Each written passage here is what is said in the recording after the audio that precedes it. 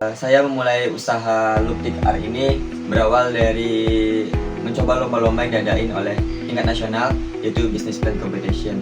Yang mana Business Plan Competition ini kami mulai dari nol banget, dari awal kuliah, dan alhamdulillah belum pernah menang.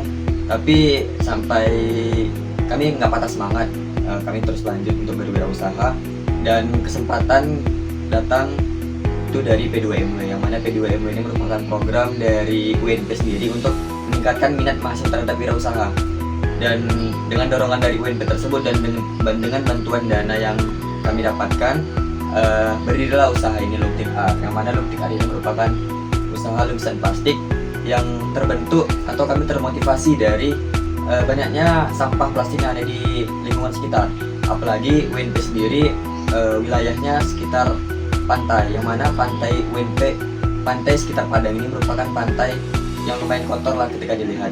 Apalagi sampah plastik yang sangat sulit terurai membuat sampah plastik ini menjadi limbah yang sangat meresahkan oleh banyak masyarakat, walaupun pelaku utama itu masyarakat sendiri. Untuk motivasi sendiri sih pertama-tama itu karena banyak ngelihat teman-teman mahasiswa lain ya dalam berjualan atau berusaha gitu. Terus pas ngelihat tuh kayaknya seru juga untuk isi waktu luang, apalagi kita sekarang udah semester 6 kan, jadwal kuliah tuh nggak sepadat dulu gitu kan. Jadi kayaknya untuk motivasi sendiri itu dari teman-teman mahasiswa yang lain. Untuk berjualan manik-manik ini dari media sosial, terutama TikTok, karena saya melihat banyak peluangnya dari berbagai kalangan yang meminati manik-manik ini. Jadi alasan saya berjualan manik-manik ini adalah untuk menambah pengalaman saya sebagai mahasiswa dalam bidang wirausaha. Dan saya juga mahasiswa semester 6 karena mata kuliah banyak yang kosong. Jadi saya memutuskan untuk berjualan karena waktu luang yang banyak. Alasan yang terakhir adalah untuk menambah uang jajan. Dan latar belakang saya membuka usaha sebagai mahasiswa, yang pertama itu karena passion itu mengarahkan saya untuk pengen punya usaha sendiri yang saya pengen itu karena saya pengen semasa kuliah saya tidak ingin terlalu membebankan orang tua, jadi saya berusaha untuk mendapatkan penghasilan sendiri dari usaha saya.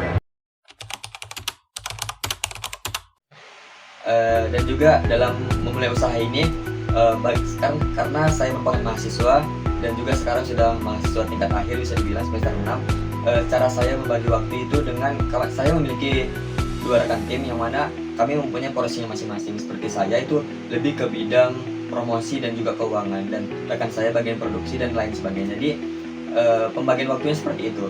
Jadi jika teman satu tidak bisa membackup, maka teman satu bisa membackup, saling backup satu sama lain. Dan juga kami mengerjakan produk ini ketika malam tiba, dan pagi ke sore itu fokus untuk akademik dan malam untuk wirausaha. Karena dari usaha ini kami mematokkan waktu untuk seminggu satu produksi, yang mana ketika 1 minggu satu produksi ini kami bisa menyicil sedikit demi sedikit, karena pengerjaan untuk satu produk saja itu bisa memakan waktu 3-4 hari karena detail produknya sangat kecil gitu. Semakin kecil semakin bagus.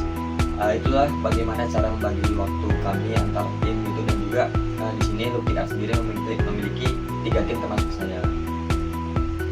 Untuk membagi waktu saya juga belum sepenuhnya mampu untuk membagi waktu sebaik mungkin, karena di sini saya juga selain kuliah juga jadi ketua organisasi kampus, yaitu HIPMI kan, yang notabene juga pengusaha, Himpunan Pengusaha Muda Indonesia Perguruan Tinggi Universitas Negeri Padang.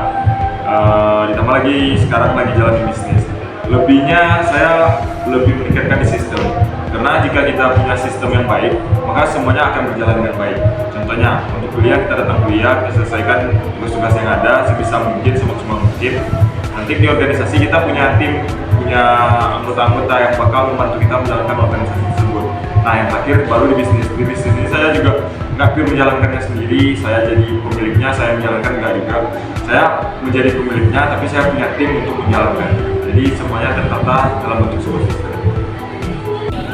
Untuk mengelola waktu sendiri itu dengan akademik, kebetulan kalau dulu kan memang padat ya jadwalnya, tapi kalau sekarang itu nggak terlalu padat. Kelas pun kayak per hari satu kelas aja, atau ada yang 2, dan kebanyakan liburnya sih sebenarnya. Jadi kalau misalnya membagi waktu ya, itu sekarang ini lumayan terbantu dengan kelas yang udah mulai cukup sedikit gitu.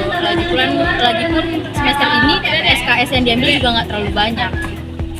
Dan juga kalau misalnya lagi ada yang libur gitu, baru kita mulai berjualan. Kalau untuk usaha yang saya jalankan sekarang, kalau kerjasama nggak ada yang sama, itu pure dari saya sendiri. Nggak ada partner kerja juga nggak ada, tapi saya punya tim. Punya tim itu lebih ke jatuhnya lebih ke pekerja, lebih ke, kalau bahasa saya karyawan ya, tapi saya lebih menyebutnya tim. Itu kita ada di manajemen keuangan, manajemen marketing, sama ada manajer pengolah di usaha itu. Kalau untuk partnernya sekarang nggak ada yang kerjasama. Untuk bahan-bahannya sendiri sih pertama-tama itu survei dulu kan, kita survei dari beberapa tempat toko buah, dan alhamdulillah kita dapat dari pasar ya, ini yang paling murah sih gitu, yang dari kita cari gitu kan, yang paling murah. Langganan juga di situ lumayan jauh perbandingannya dibanding dengan toko lain. Selain itu untuk bahan-bahan sih itu kita ada kayak semacam toko kue online ya, emang udah langganan beberapa kali di sana juga. Untuk jaringan bahan-bahan yang lain itu rata-rata bahan standar sih dalam pembuatan kue. Jadi kan paling yang dicari ya topping, terus buahnya, pisangnya. Kalau untuk bahan utama sih itu aja sih tadi. Untuk hal itu sih kami sih menekankan saling jujur ya. Pertama saling jujur dan percaya. Di antara kami ya, walaupun kami udah berteman cukup lama lah gitu selama kuliah, tapi dengan adanya jujur dan percaya mungkin itulah membuat ikatan kerja sama kami itu lebih kuat gitu.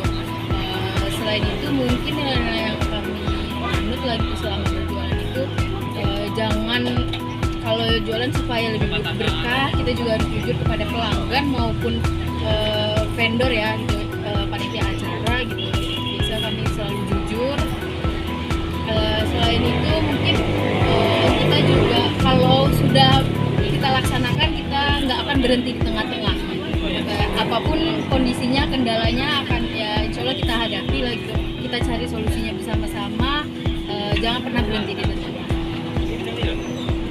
Misi poin terpenting dari sebuah usaha, kalau kita pengen usaha kita maju, kita harus menaruh kepercayaan ke orang yang benar-benar kita percaya. Sama kayak saya kan lagi kuliah dan menjalankan bisnis.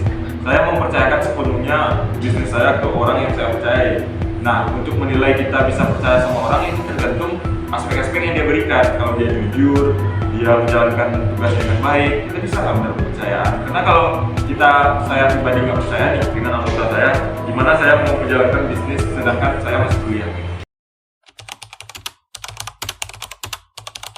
Oke, mungkin untuk tantangan banyak sih, karena kita di sini sebagai mahasiswa kan. Kalau kita sebagai mahasiswa menjalankan sebuah usaha, jadi kita nggak bisa fokus ke usaha yang kita jalani, karena kita bakal bercabang-cabang kan. Kuliah, organisasi, baru bisnis. Tapi kalau kita fokus ke bisnis, kayaknya kita bisa mengembangkan apa yang perlu dikembangkan. Cuman balik lagi, sebagai mahasiswa, sebagai orang terpelajar dan terdidik lah, dibantu juga dengan pengalaman dan relasi dari organisasi.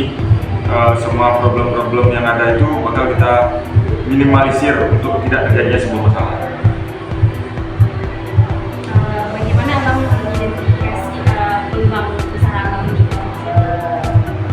Sama kayak awal tadi, apakah ada metode khusus yang Abang gunakan untuk sasarannya? Oke, saya ambil contohnya di bisnis yang saya jalani itu ada 3 tadi kan. Saya ambil 2 contoh, F&B sama bakso vendor. Nah, di sini sebagai mahasiswa, sebagai mahasiswa, sebagai manusia, semua orang pasti butuh makan. Oke, kita tandai dulu, kita garis bawahi dulu semua orang harus butuh makan. Jadi targetnya itu semua orang pasti bakal membeli makanan, tergantung lagi inovasi-inovasi yang kita berikan untuk usaha kita. Yang kedua itu bos vendor yang lebih ke vendor baju.